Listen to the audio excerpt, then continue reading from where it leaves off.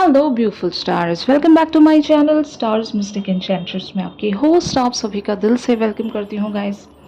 तो आज की एनर्जी थीम फॉर टुडे आप सभी के लिए क्या कहती है यही हम जानेंगे गाइस। तो बने रहिए इस वीडियो पर, इस चैनल पर।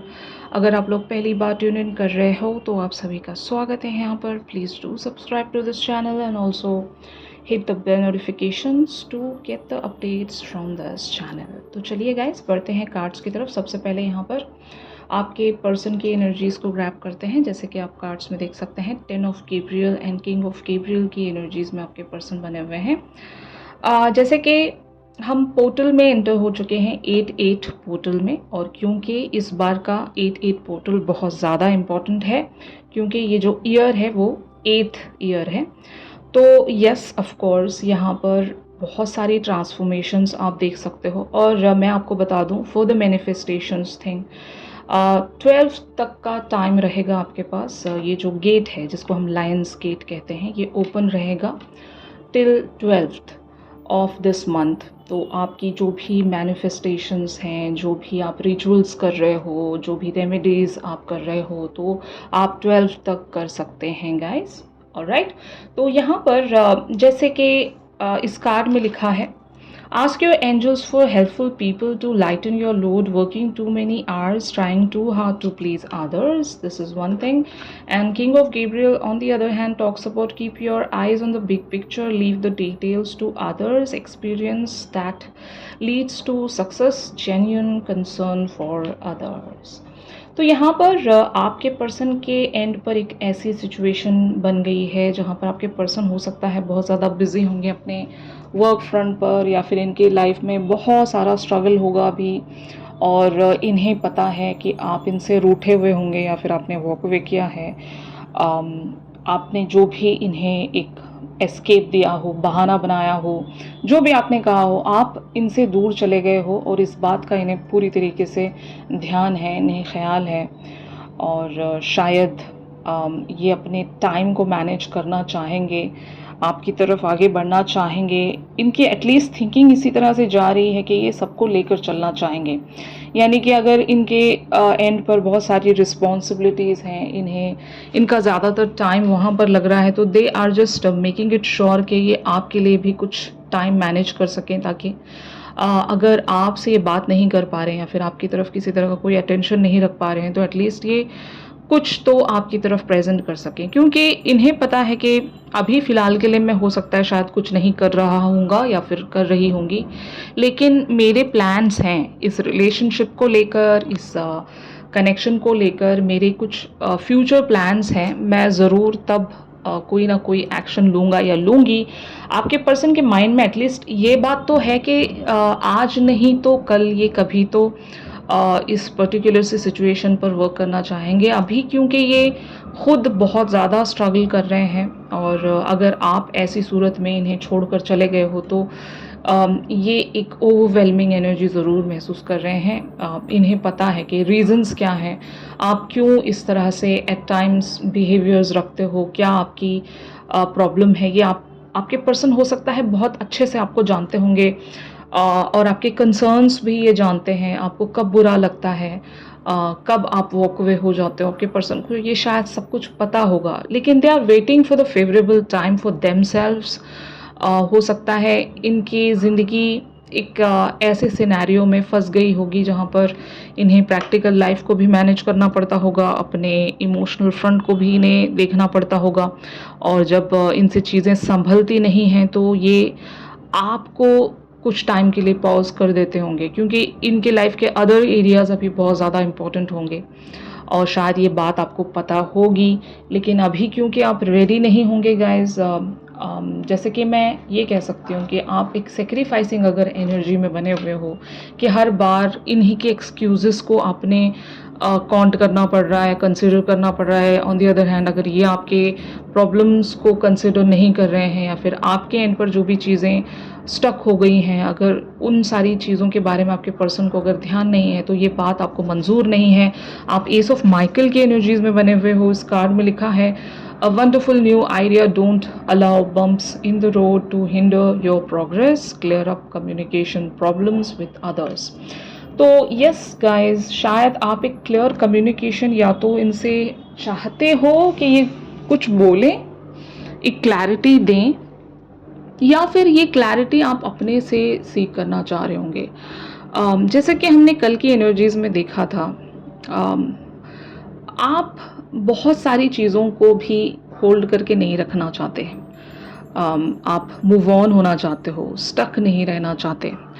क्योंकि सिचुएशंस आपकी लाइफ में ऐसी होगी कि आपने बहुत कुछ किसी पर्टिकुलर सी सिचुएशन पर इन्वेस्ट कर दिया। अभी आप या तो वहाँ से वॉक अवे करना चाहते हो, या फिर आप खुद को लिमिट कर लेना चाहते हो, क्योंकि आपको ऐसा लग रहा है कि बहुत सारी चीज़ें आपकी लाइफ में रिपीटिटिव पैटर्न्स में पुश हो रही हैं, और जानबूझकर आप ऐसा कोई पैटर्न रिपीट नहीं करना चाहते, क्योंकि अगर रिजल्ट्स देखने को नहीं मिल रहे हैं, प्रोक्रेस्टिनेशंस आप देख रहे हो, चीज़ें राउंड एंड राउंड उसी पैटर्न में, उसी मैनर में घूम रही हैं, तो आप ऐसी जगह इन्वेस्ट करने पर बिलीव नहीं करते होंगे, या फिर एटलीस्ट आप अपने बारे में सोचना चाहते हो, आप सेल्फिश बनना चाहते हो। देखो गाइस, सेल्फिश बनने में कोई बुराई नहीं है।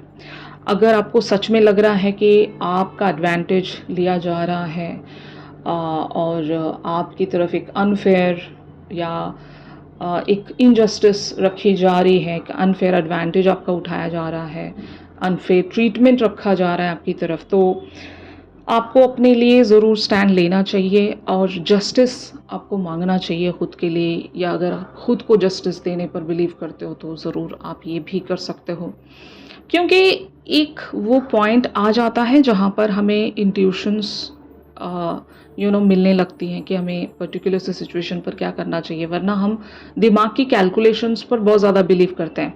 ऐसे बहुत कम ही लोग होंगे गाइस जो अपनी इंट्यूशन पर चलते हैं। ऑलमोस्ट ऑफ ऑल हम सभी दिमाग की ही कॉन्स्पिरेसी में इस तरह से इंडल्ज हो जाते हैं कि हमें वही करना पड़ता है जो हमारा माइंड हमें कैलकुलेट करके देता है, कि हमारा माइंड हमें बहुत सारे वर्स्ट के सिनेरियोज दिखा रहा होता है, कंपैरिजन्स दिखा रहा होता है, ये भी कह रहा होता है कि बहुत लेट हो रहे हैं हम कहीं पर, हमें आगे बढ़ जाना चाहिए, मूव ऑन हो जाना चाहिए।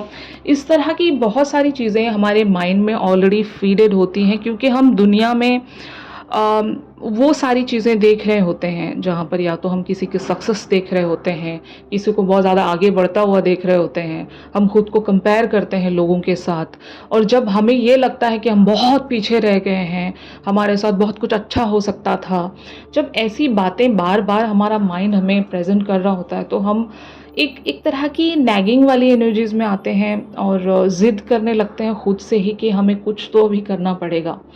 और बहुत कम लोग हैं जो इंट्यूशन के हिसाब से चलते हैं।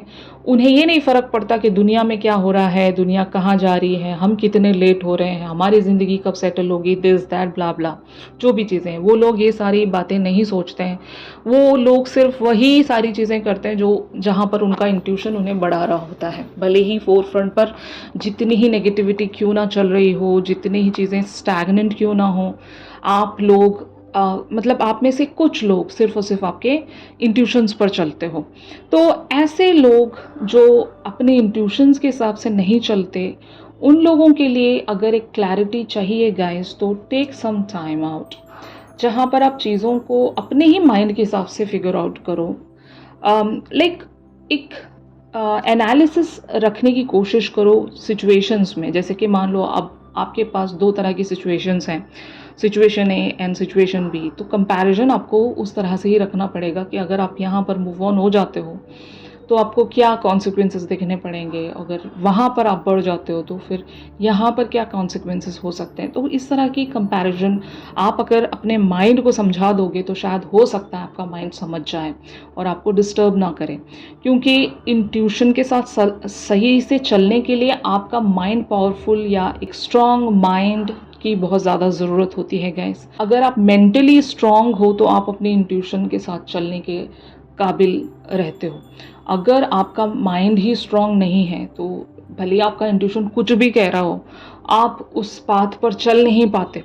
और ट्रस्ट मी, जो लोग सब्र रखते हैं, पेशेंस रखते हैं, एक स्ट्रॉन्ग हेडेड वेज में चलते हैं, ऐसे लोगों को सक्सेस मिलती है। बाकी सारे लोग जल्दबाजी में आकर कहीं पर किसी भी रास्ते पर बढ़ जाते हैं, फिर अंत में उनको एहसास होता है कि काश हमने थोड़ा और इंतज़ार कर लिया होता, थोड़ा वेट हम और करके देख लेते, इतना भी ख़राब सिनेरियो नहीं था और हम अभी फंस गए हैं, अब यहाँ से कैसे निकलें। तो ये इनकी माइंड की जो भी एक दिखाई गई राह है, वहाँ पर चलकर ये लोग पछताते हैं। तो मैं आपसे यही कहना चाहूँगी गाइस कि आपके मन को पता होता है कि आपके लिए कौन सी डायरेक्शन जो है वो सही है। तो just try to connect with your own element and own energy. आप अपनी इनसाइट को टटोलने की कोशिश करो। क्या अंतर मन कहता है, क्या आपकी इनर गाइड आपको कहती है, इन सारी बातों को समझने की कोशिश कीजिए, तभी आपको एक क्लैरिटी मिल सकेगी, अगर आप एक क्लैरिटी चाहते हो तो। और जहाँ से आपकी प्रोग्रेस रुकी हुई है, उस प्रोग्रेस को आप वापस से रिज्यूम कर सकते हो, कंटिन्यू कर सकते हो। और अगर बात करके आप बहुत सारी चीज़ों को रिजॉल्व कर सकते हो तो try to talk to your partner. अगर उनसे बात करके आप बहुत सारी चीज़ों को रिजॉल्व कर सकते हो तो just try doing that rather than moving away. ये बात आपको समझनी होगी। यहाँ पर 6 ऑफ प्रोफाइल की एनर्जीज में आपके पर्सन हो सकता है, चैनल हो सकते हैं। Embrace your inner child, new friends और रिकिंडल्ड रिलेशनशिप्स, चिल्ड्रन और चाइल्डहुड। तो ज़रूर it talks about the reconciliation हो सकता है। ये कुछ ऐसा करेंगे, आपको पुरानी बातें याद दिलाएंगे। अगर ये बहुत ज़्यादा बिजी हो गए हैं तो they will just try to come back. जहाँ पर भी ये चले गए हैं, अगर मान लो किसी और जगह पर ये रहते हैं, कहीं और ये शिफ्ट हो गए हैं, तो they will just try to return. अगर ये इवन सफ़र पर भी हैं, जैसे कि वैकेशन वगैरह पर चले गए हैं, तो दे आर रिटर्निंग। और यहाँ पर अगर लिटरल डिस्टेंस है, आप दोनों के बीच में सेपरेशन है, तो आपके पर्सन हो सकता है यहाँ पर एक इनिशिएटिव ज़रूर लेंगे ताकि ये चीज़ों को वापस से आपके साथ मेंड कर पाएँ। एक रिकन्सिलेशन का कार्ड है ये। और of course it talks about the reconciliation, reunion. अगर आप दोनों अभी जुदा हो गए हो, सेपरेटेड हो, तो फिर यहाँ पर बहुत कुछ वापस से रिस्टोर होने वाला है। आप दोनों वापस से एक दूसरे के साथ रिकिंडल होने वाले हो गाइस। तो यही आपके पर्सन शायद कर सकते हैं आपके लिए।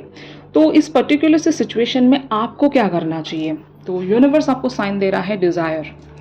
तो जस्ट याद रखना हमेशा कि मन की डिज़ायर को मरने नहीं देना चाहिए।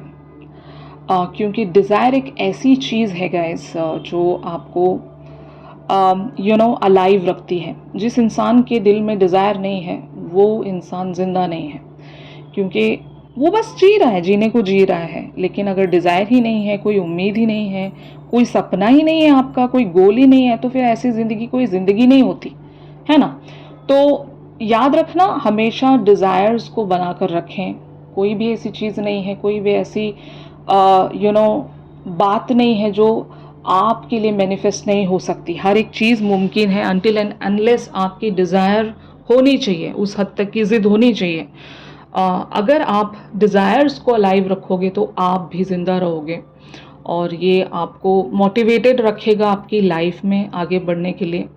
तो जस्ट वो ज़िद अपने अंदर बरकरार रखिए और पॉजिटिविटी अपने अंदर लेकर आइए कि आप खुद को कैसे वाइब्रेशनल एनर्जीज़ में बनाकर रखते हो कि आप डे बाय डे आगे बढ़ सके अपनी ज़िंदगी में। स्टैग्नेंसी आप खुद ख़त्म कर सकते हो अगर आप चाहो तो ऐसी सारी चीज़ों को आपने फॉलो करना है गाइस जहाँ से स्टैग्नेंसी ख़त्म हो जाए। ऑलराइट, अगर इन सारी बातों के बारे में आप और जानना चाहते हो तो आप मुझसे प्राइवेट सेशन ज़रूर सीख कर सकते हो। मैं आपकी एनर्जीज़ के हिसाब से आप कहाँ पर लैक कर रहे हो, क्या आपको करना चाहिए, आपके लिए पर्सनल रेमेडीज़ क्या होंगे, आपकी डेट ऑफ बर्थ के हिसाब से मैं ज़रूर बता सकती हूँ गाइस। तो प्राइवेट सेशंस के लिए आप मेरी दी गई कॉन्टैक्ट डिटेल्स पर ज़रूर आप लोग मुझसे कॉन्टैक्ट कर सकते हो। और अगर ये शिफ्ट आप लोगों के साथ रेजोनेट कर रहा है तो ज़रूर मेरे इस वीडियो को लाइक कीजिए। तो चलिए मिलते हैं अपनी अगली रेगुलर रीडिंग्स पर। तब तक के लिए आप सभी अपना ख्याल रखिए। Stay positive, stay safe, God bless you all, take care, bye bye.